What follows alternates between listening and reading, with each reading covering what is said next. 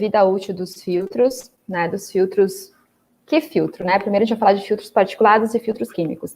Por conta da pandemia, por conta do coronavírus, as perguntas as mais recentes são em relação à vida útil de um filtro para particulados, um filtro N95, PFF2. Mas essa pergunta da vida útil, ela é sempre muito frequente, sempre, sempre, sempre.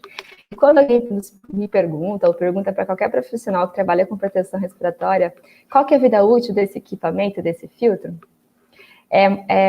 Não tem como a gente responder com exatidão qual que é a vida útil, tá? Então, para explicar sobre vida útil, para responder essa pergunta de vocês, precisa de algumas informações. Para começar, eu não consigo nunca dar uma resposta assim, funciona dessa forma. Primeiro eu preciso embasar um pouquinho, para que a gente dê uma nivelada no conhecimento do assunto que a gente está falando, para depois vocês conseguirem entender os critérios e por conta própria vocês vão aprendendo depois a fazer essa seleção, tá? Quando a gente ensina quando a gente tenta construir o conhecimento, não dá resposta direta, a gente ensina também outra pessoa a fazer, né, a própria seleção, a entender o critério, senão de uma resposta muito curta aqui objetiva, e amanhã depois vai vir outra dúvida sobre esse assunto, tá? Não que eu vou conseguir esclarecer 100% das dúvidas, óbvio que não. Então, filtros para particulados. Primeiro que particulados há uma classificação. Quando a gente fala de seleção de filtros para proteção respiratória, nós temos dois meios filtrantes, né? Filtros para particulados e filtros químicos.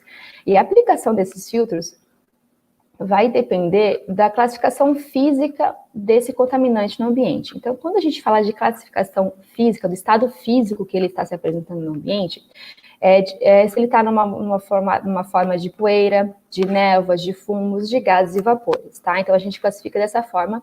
Essa classificação nos ajuda muito a saber que tipo de meio filtrante que eu vou aplicar. Se está em forma de névoas, poeiras e fumos, automaticamente eu sei que o meio filtrante é um filtro para particulados. Se está como gás e vapor, esse contaminante é um filtro químico. E se eu tenho uma mistura no ambiente, eu vou falar disso depois, a gente faz o uso combinado desses filtros. Então, filtros para particulados, ele é para poeiras, névoas e fumos, é uma das classificações que a gente faz para selecionar o meio filtrante.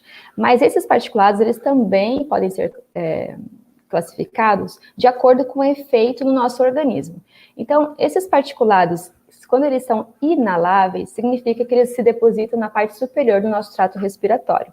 Dependendo do tamanho da partícula, da característica, ele se deposita rapidamente quando entra no sistema respiratório. Quando é uma partícula torácica, é porque ela fica na região torácica, né? Dentro da caixa torácica. E quando são partículas respiráveis, são tamanhos de partículas pequenininhas, que elas conseguem chegar na região de troca gasosa, nos nossos alvéolos. Então, ela chega na parte que faz a troca troca gasosa do nosso sistema respiratório. Então, são aquelas partículas menores. Então, elas também são classificadas dessa forma, tá? Para fazer seleção do meio filtrante depois, para fazer seleção de qual tipo de filtro, químico ou particulado, a gente usa a classificação física, tá? Para saber qual classe de filtro particulado, se é PFF1, PFF2 e PFF3, também entra a questão da classificação ali de inaláveis, torácicas e respiráveis, tá? Também entra essa parte para a gente conseguir selecionar qual a classificação de filtro para particulado.